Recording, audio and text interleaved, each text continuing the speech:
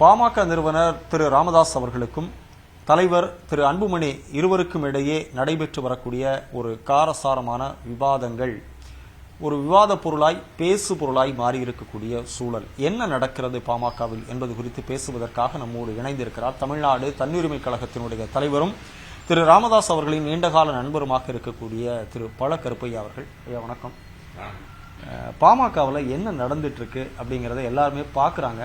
இதற்கான ஒரு மிக முக்கியமான காரணம் என்ன? அதாவது அரசியல் கட்சிகளில் தலைவருக்கும் அடுத்து வருகின்ற தலைவருக்கும் இடையே மோதல் நிகழ்வது என்பது ரொம்ப இயல்பானது. அதன் காரணமாக கட்சிகள் பிரிவதுண்டு, பழுகுபடுவதுண்டு. திமுகவில் அண்ணாவுக்கும் சம்பத்துக்கும் ஏற்பட்ட வேறுபாடு, இதுபோல் ஒவ்வொரு கட்சியிலும் கருணாநிதிக்கும் வைகோவுக்கும் ஏற்பட்ட வேறுபாடு, இதுபோல் ஒவ்வொரு கட்சியிலும் வேறுபாடுகள் ஏற்படுவது வழக்கம்தான். பிளவு ஏற்படுவதும் உண்டு, தொடர்ந்து போவதும் உண்டு. ஆனால் தகப்பன் மகனாக ஒரு கட்சியில் அந்த தலைமைகள் ஒரு குடும்பத்திற்குள்ளே வரும்போது அந்த தலைவர்கள் என்ன நினைப்பார்கள் என்றால், மாற்றான் ஒருவன் என்றாவது ஒரு நாள் நமக்கு எதிராக திரும்பக்கூடும். ஆனால் மகன் நம்முடைய குருதி சொந்தம் என்கின்ற காரணத்தினாலே அவன் எந்த காலத்திலும் நம்மோடு வேறுபட மாட்டான். நாம் இருவரும் ஒருவருக்கொருவர் உள்ளுக்குள் இருக்கின்ற சிக்கல்களை பேசி தீர்த்து கொண்டு சரி செய்து கொண்டு போய்விடலாம். அதனால் உலகம் பூராவும் ஜனநாயக நாடுகளில் முழுவதும் எனக்கு தெரிய முலாயம் சிங் ஒன்றிலே தான் வழுவியது, இப்பொழுது பாமகவில் வெளியிருக்குது. மிச்சம் எல்லாம் தகப்பன் மகன் உறவுகள் சரியாகவே போகும், பிறகு கைமாறும். நம்முடைய கருணாநிதியினுடைய கட்சியில் கைமாறியது போல. ஆனால் பாமகவில் ராமதாஸ் என்பவர் மூத்த தலைவர், வலுவான நிலைப்பாடு உடையவர், இயல்பிலேயே சீசன்டு பாலிட்டிஷியன், ரொம்ப முதிர்ந்த அரசியல்வாதி. இன்றைக்கு தமிழ்நாட்டில் இருக்கின்ற கட்சிகளிலெல்லாம் நுட்பமாக சிந்திக்க தெரிந்த ஒரு முதிர்ந்த அரசியல்வாதி என்பவர் ராமதாஸ் தான். ஆகவே ஒரு நிதிநிலை அறிக்கையை நான் தயார் செய்து தருகிறேன், இதையும் பாருங்கள் என்று ஒரு அரசுக்கு சொல்லுகின்ற அளவிற்கு வருடம் அது விவசாய அறிக்கை, விவசாயத்தை தனித்துறை ஆக்கு என்று சொன்னவரே அவர்தான். ஆக்கிய பிறகு திமுகவில் ஒன்றும் நடக்கவில்லை என்பது வேறு, விவசாயம் என்னதே இடத்துல தான் இருக்கிறது என்பது வேறு. ஆனால் இது போன்ற கருத்துக்களை எல்லாம் சொல்லக்கூடியவர். மகனை வளர்த்து கொண்டு வந்தார். மகனும் தகுதியான மகன்தான்.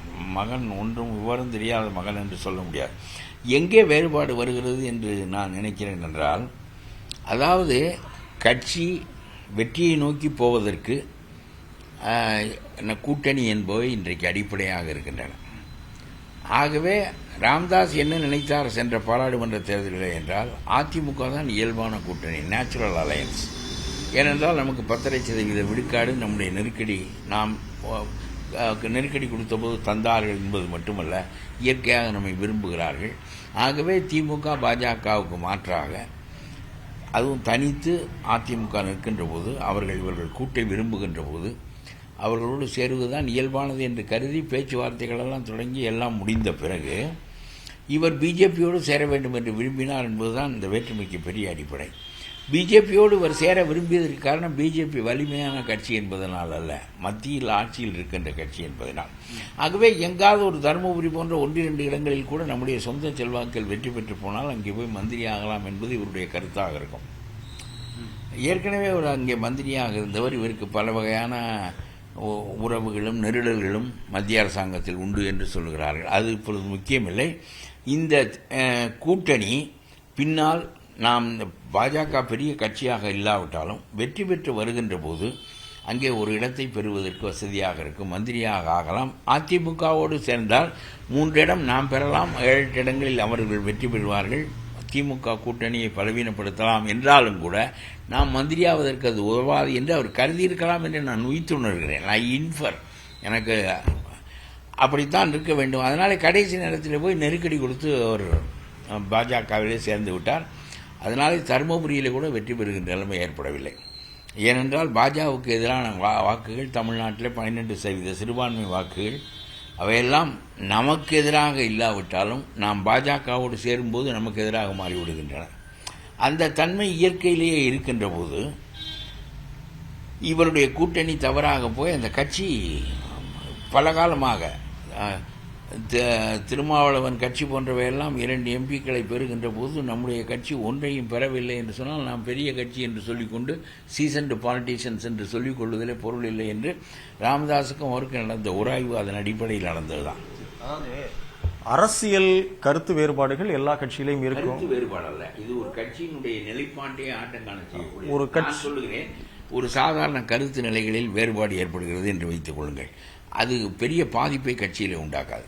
இது ஒரு பாதிப்பையே கட்சியிலே உண்டாக்குவதற்கு கூட்டணி சேருவது என்பதும் ஒரு பிஜேபியோடு சேருவது என்பது ஒரு தற்கொலை முயற்சி என்பது போல ஒரு கருத்து இருக்கின்ற ஒரு காலகட்டத்தில் அந்த கட்சி இந்த மண்ணுக்கு உகந்ததாக இல்லாமல் அது வேரூன்றாத ஒரு நிலையில் இருக்கிற போது அவர்கள் ஒரு ஆசை காட்டி வசப்படுத்தினார்கள் என்பதற்காக நம்முடைய கட்சியை கொண்டு போய் அப்படி சேர்த்தது என்பது அது அந்த கட்சியை பலவீனப்படுத்தி விடும். ரொம்ப பாடுபட்டு அதை வளர்த்து நாம் நெருக்கத்திற்கு ஒரு முறை இவர் மகனை நேசித்த விதம் கூடுதலாகத்தான் இருந்திருக்கிறது. பிஜேபியில் அரசாங்கத்தில் 35 வயதில் அவர் மந்திரியாக ஆக்கினார் என்பது மட்டுமல்ல, முதலமைச்சர் வேட்பாளராக இவரை நிறுத்தி எல்லாவற்றுக்கும் மகனை முன்னிறுத்தி தான் கொண்டு வந்தார். நானோ என்னுடைய குடும்பமோ பதவிக்கு வர விரும்ப மாட்டோம் என்று சொன்னாரே தவிர இவர் வராமல் இருந்தால், ஆனால் இவருடைய குடும்பம் உள்ளே வர வேண்டிய கட்டம் வந்தது. அதை இப்பொழுது தவறு என்று அவர் சொல்லுகிறார். எனக்கு ரொம்ப பெரிய வியப்பு என்றால், உராய்வுகளை தவிர்ப்பதற்காகத்தான் ஒவ்வொரு தலைவனும் தன்னுடைய மகனை ஊக்குவிக்கின்றான். ஆனால் அதிகாரம் என்பது வரலாற்றை நாம் பார்த்தால், முலாயம் சிங் தன்னுடைய மகனை ஊக்குவித்தார் அகிலேஷ் யாதவை. முலாயம் சிங் வாழுகின்ற போதே அகிலேஷ் யாதவுக்கும் அவருக்கும் ஏற்பட்ட உராய்வு மறுபடியும் அகிலேஷும் பெரிய அளவுக்கு அரசியலில் வெற்றி பெற முடியாமல் போனது. முலாயம் சிங் தான் அங்கே வலிவான ஆள், மகனை முதலமைச்சராக்கினார். ஆனாலும் கூட அதற்கு பின்னால் இன்றைக்கு அகிலேஷ் யாதவினுடைய கட்சி பெரிய அளவுக்கு வலுப்பெற முடியாமல் போனதற்கு காரணம் தந்தைக்கும் மகனுக்கும் இடையே ஏற்பட்ட உராய்வு தான் என்று நான் கருதுகிறேன். அதுபோல ஒரு உராய்வு அப்படிங்கிற இடத்துல அதை பேசி தீர்த்திருக்கலாம். இவ்வளவு வெளிப்படையா இவ்வளவு ஒரு பலம் வாய்ந்த கட்சி பொதுவெளியில தந்தையும் மகனும் விமர்சிப்பது ஏன் பேசி தீர்க்க முடியாது? Who is to hold power என்கின்ற கேள்வி வந்தால் பேசி தீர்க்க முடியாது. ஐ ஆம் சுப்ரீம், 2 பேருமே இல்ல, ஐ ஆம் சுப்ரீம் என்று தந்தை நினைப்பது இயல்பு. ஐ ஆம் சுப்ரீம் என்று மகனும் நினைக்கின்ற போது உராய்வு அது எதிரி போலவே வந்துவிடும். அதுதான் வரலாறு. இல்ல, வயசு என்பது 100 மீட்டர் ஓட்ட பந்தயம் நடக்கிறது. வயசாகிவிட்டது, அவரால் ஓட முடியாது, என்னால் தான் ஓட முடியும். முதிர்ந்த நிலை, இன்னும் முதிர்ந்த அறிவு. ராஜாஜி 95 வயதுகளில் சிந்தித்தார், பெரியார் சிந்தித்தார். அதெல்லாம் எனக்கு தெரிய வயதின் காரணமாக அவர்கள் இன்னும் கூடுதலாக காலத்திற்கேற்ப சிந்தனைகளை வெளிப்படுத்தி இருக்கிறார்களே தவிர, 100 மீட்டர் ஓட்டப்பந்தயமாக இருந்தால் மகன் தான் இருக்க வேண்டும், இன்னும் சொன்னால் பேரன் தான் இருக்க வேண்டும், அது வேறு. ஆனால் இதனால் ஏற்பட்ட விளைவு யார் மகன் தீர்மானம் கட்சியை பலவீனப்படுத்தி விட்டது என்று நினைக்கிறார். எங்கே பலவீனம் என்றால், தேர்தலிலே இடையறாமல் தோற்றுக்கொண்டே இருக்கிறோம். இதற்கு மிக முக்கிய காரணம் ஒரு வலுவாக இல்லாத கட்சியோடு போய் கூட்டி சேருவது என்பதும், இந்த மண்ணில் ஊன்றாத கட்சியோடு கூட்டி சேருவது என்பதும், ஒரு சிறுபான்மை மக்களை எல்லாம் எதிர்த்து கொண்டு கூட்டி சேருவது என்பதும் இது சரியான அரசியல் சிந்தனை இல்லை. ஆனால் அவர் அவருடைய தனி நோக்கத்திற்காக இதை செய்துவிட்டார். இது கட்சியை பலவீனப்படுத்திவிடும், நம்முடைய காலத்திலேயே கட்சி போய்விடும் என்று இவர் நினைத்திருக்க வேண்டும். அதனுடைய விளைவாக இவர் அடுத்து வருகின்ற இதில் இனிமேல் சுப்ரீமாக நாம் இருக்க வேண்டும், அதிகாரம் நம் கையில் இருக்க வேண்டும் என்று சொல்லி தலைவர் பதவிக்கு தான் செயல் தலைவராக அவரை ஆக்கி அவரை பலவீனப்படுத்துகிறார்.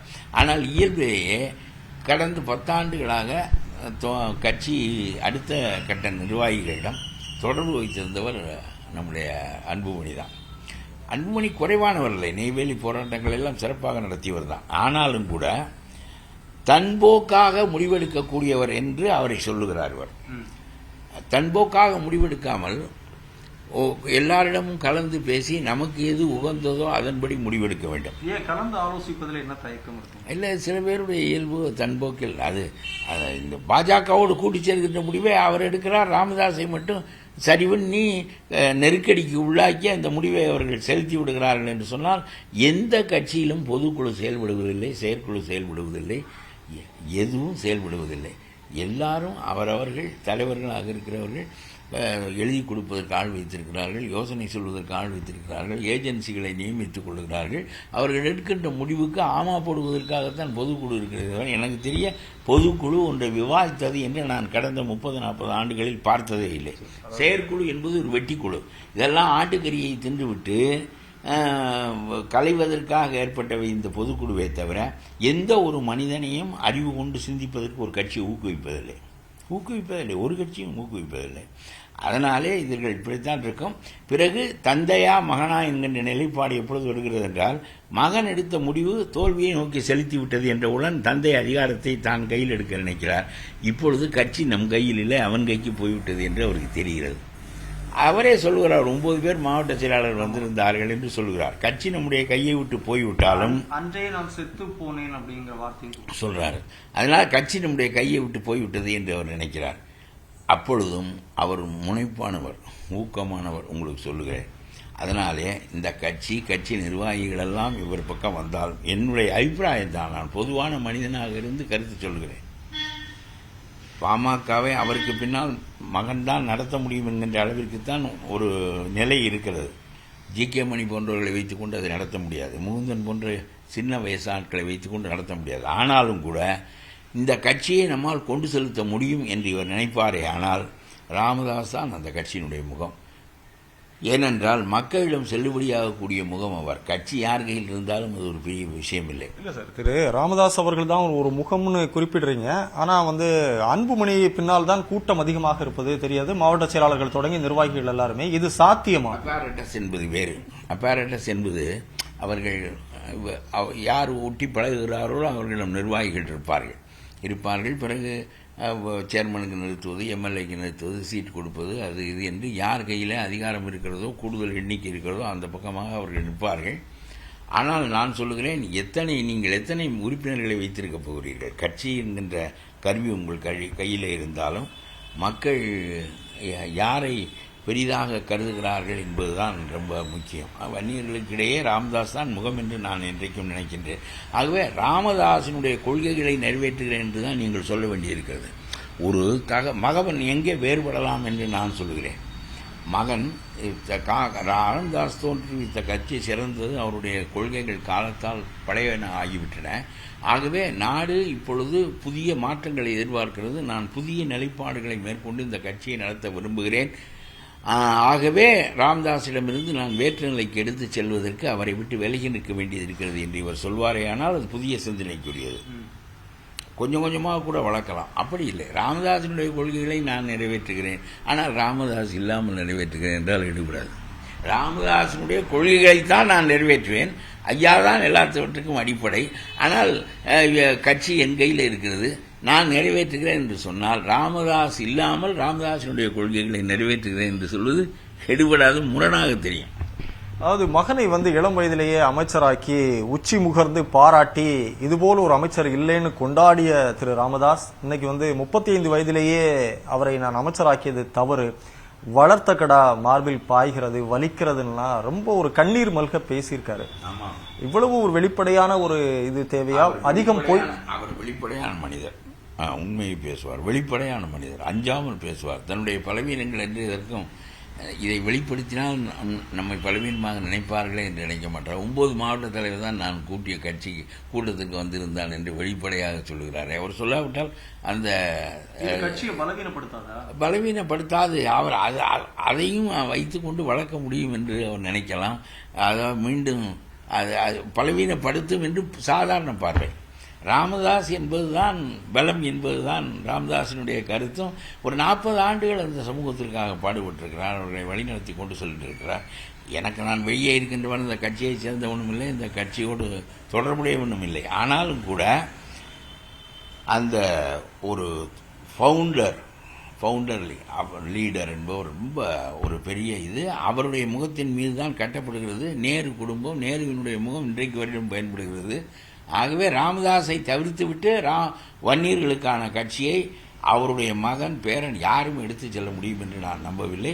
கட்சி நம்ம கையில் வருவது என்பது வேறு, கட்சி நம்ம கையிலே இருக்கும், அது வேறு. ஆனால் வாக்காளர்களிடம் என்ன what impression you create among the people என்பதுதான் மிக முக்கியம். இல்ல, வாக்காளர்களுமே ஒரு அடுத்த தலைமுறையின் மீது ஒரு நம்பிக்கை வச்சுதானே உள்ள வருவாங்க. நம்பகத்தன்மை, ஏற்கனவே என்ன நடந்தது, வரலாறு, அந்த பற்றுதல் என்று எத்தனையோ இருக்கும். வாக்காளர்கள் கட்சி என்பது கமிட்டட், அந்த குறிப்பிட்ட ஆள்கள் குறிப்பிட்டவரோடு பழகி கொண்டிருப்பார்கள், நாம் சேர வேண்டும்.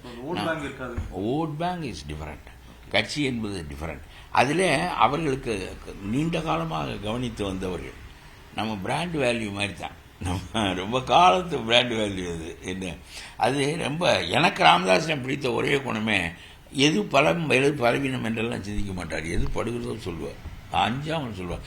எவனா சொல்ல முடியுமா ஒரு முதல் நீ எல்லாம் ஒரு மனிதனாக்கும், உன்னிடம் நான் கெஞ்ச வேண்டுமாக்கும் சொல்ல முடியுமா? அப்படி ஒரு அதிகாரம் ஒரு இடத்துல இருக்கிறது, நாம் ஒரு சமூகத்திற்காக பாடுபடுகிறோம், அது அப்படி அப்படி அவ்வளோ கடுமையாக பேசுவார்.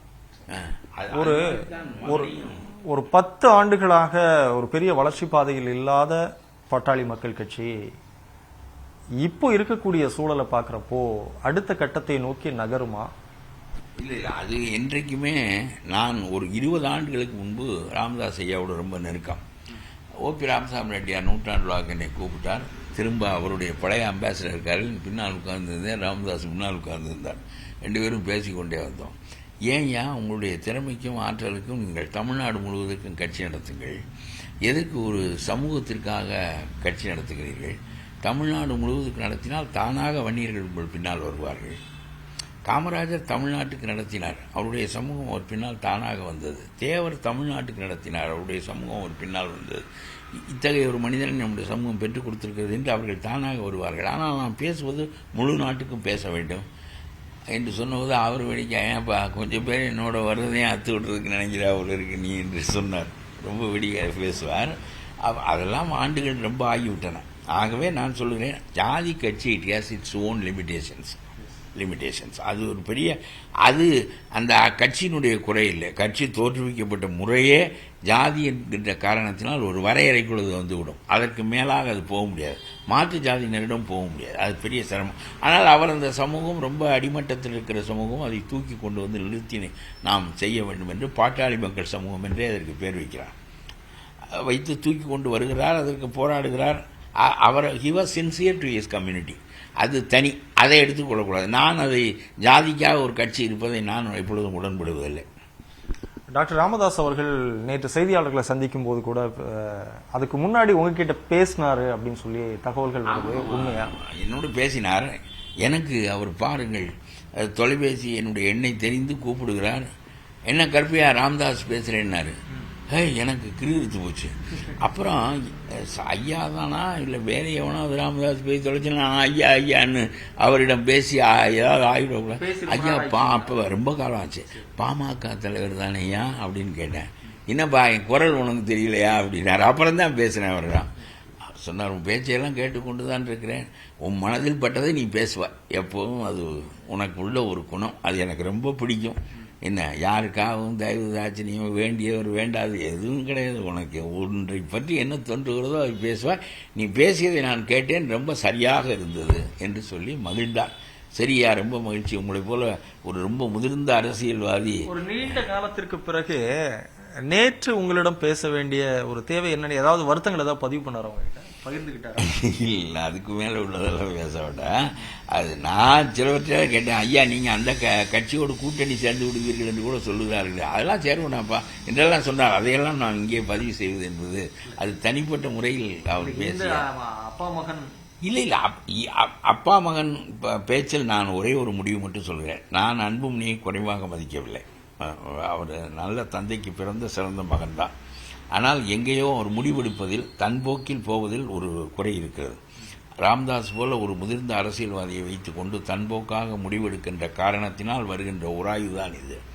இதில் நான் உங்களுக்கு இப்பொழுதும் சொல்லுகிறேன், இன்னும் கொஞ்ச காலத்திற்கு நீங்கள் தகப்பனாரிடம் அந்த முனைப்பை விட்டுவிட்டு ஏனென்றால் அவர்தான் அந்த சமூகத்தின் முகம் என்றும் அந்த கட்சியின் முகம் என்றும் நான் இன்றும் கருதுகிறேன். நீங்கள் இதை எப்பொழுது தெரிந்து கொள்வீர்கள் என்றால் களத்தில் இறங்குகிற போது தெரிந்து கொள்வீர்கள். ராமதாஸால் நிறைய பேரை தன் பக்கம் ஈர்த்து கொள்ள முடிந்தாலும் சரி, முடியாவிட்டாலும் சரி, ஏன்னா அவர்தான் இதனுடைய முகமாக இருப்பார். மக்களிடம் போகின்ற போது நம்மிடம் கட்சி இருக்கிறது, ஆனால் மக்கள் நம்மிடம் இல்லை என்பது உங்களுக்கு தெரிய வரும்.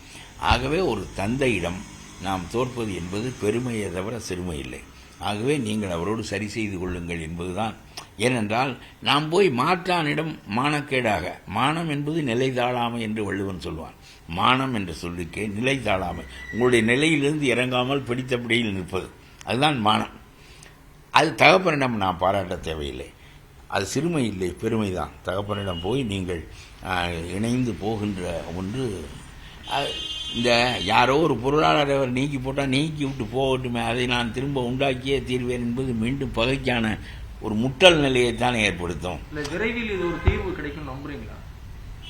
இல்லை, ஒரு கட்டத்துக்கு தாண்டி விட்டது என்றுதான் எனக்கு தோன்றுகிறது. ரொம்ப முனைப்பாக 2 பேர் வந்து விட்டார்கள்.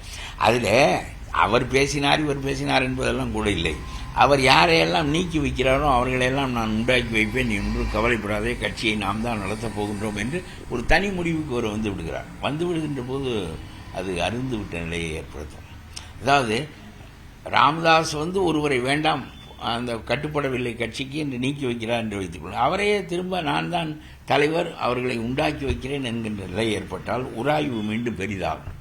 அதன் காரணமாக இனிமேல் இணங்கி போவது என்பது சிரமமானதுதான். இனிமேல் ரியாலிட்டிஸ், வாழ்க்கை என்ன என்று கற்பிக்கும். அதன் பிறகு அவர்கள் தெரிந்து, எனக்கும் அபிப்பிராயங்கள் தான் நான் சொல்கிறேனே தவிர ரியாலிட்டிஸ் கற்பிக்கும். எது சரி எது சரியில்லை என்று கற்பிக்கும். என்னுடைய கருத்து, நீங்கள் கட்சியவே கையில் வைத்திருந்தாலும் ராமதாஸினுடைய முகம் இல்லாமல், ராமதாஸினுடைய கொள்கைகளை ராமதாஸை ஒதுக்கி வைத்துவிட்டு நிறைவேற்றுவேன் என்று சொல்வதே முரண். டாக்டர் ராமதாஸ் அவர்களிடம் உங்களுக்கு ரொம்ப பிடித்த விஷயம் அப்படிங்கிறது, அவர் ரொம்ப வெளிப்படையா பேசுவார். பிடிக்காத விஷயம் என்ன சொல்லுங்க? முனைப்பா, ரொம்ப முனைப்பு, ரொம்ப அதிக முனைப்பு, வேண்டாம் என்றால் தூக்கி வீசி விடுவது, ரொம்ப முனைப்பு. கொஞ்சம் யோசித்து சரி விளைவுகளை எல்லாம், அதெல்லாம் எதை பற்றியும் அவர் கவலைப்படவே மாட்டார். திரு அன்புமணி அவர்களிடம் உங்களுக்கு பிடித்தது என்ன, பிடிக்காதது என்ன? இல்லை, அன்புமணி தகப்பனாரிடமிருந்து கற்றுக்கொண்டு வந்த அரசியலை ஒரு சிறப்பாகத்தான். நெய்வேலியில் அவர் ஒரு போராட்டம் நடத்தினார் அந்த நிலங்களை மீட்பதற்காக. அந்த போராட்டம் ரொம்ப வலிமையாகவும் சிறப்பாகவும் இருந்தது.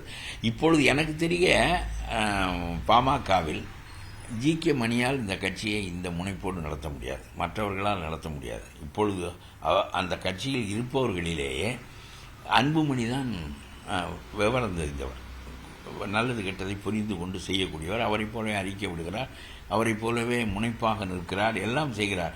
ஆனால் முடிவெடுக்கும் போது தன் முனைப்போடு முடிவெடுக்கக்கூடாது தலைவர்கள். அப்படி எடுத்தது தான் ஒரு பிஜேபிக்கு போனது. அதுதான் தவறானது.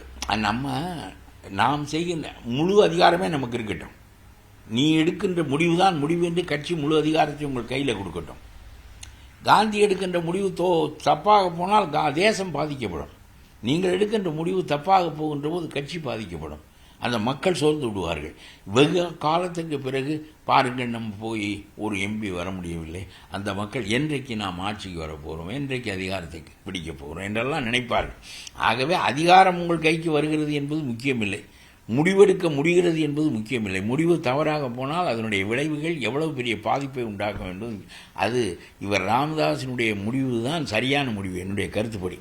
தமிழ்நாட்டு அரசியலில் பாமக ஒரு ஜாதி கட்சியாக, திருமாவளவன் ஒரு இடத்திலேயே தொங்குகிறாரே, ஒழுங்காக நம்ம 2 MP 4 MLA வைத்திருக்கிறோம் என்று அந்த நிலைப்பாட்டில் தொங்கிக் கொண்டே இருக்கிறாரே. இவர்கள் இப்படியும் அப்படியும் சேர வேண்டிய கட்சியை விட்டுவிட்டு சேர வேண்டாத கட்சியோடு சேர்ந்து, பிஜேபி தமிழ்நாட்டில் கூட்டணியில் இருந்தாலும் தொப்பியில் உள்ள ஒரு குஞ்சம் போல் இருக்க வேண்டும், இதோடு தொப்பியாக இருக்க முடியாது. ஆகவே இவர் எடுத்த அந்த முடிவு பெரிய அளவுக்கு சரிவை உண்டாகி, இது இந்த தன்முனைப்பாக தான் எடுக்கின்ற முடிவு என்கின்ற நிலைப்பாடு ஒரு தலைவனுக்கு இருக்கக்கூடாது. முழு அதிகாரம் கிடைத்தாலும் எப்போ நேருவோடு பேசாமல், பட்டேலோடு பேசாமல், ராஜாஜியோடு பேசாமல் காந்தி முடிவெடுத்திருக்கிறார் சொல்லுங்கள்? அதுதான் தலைமை.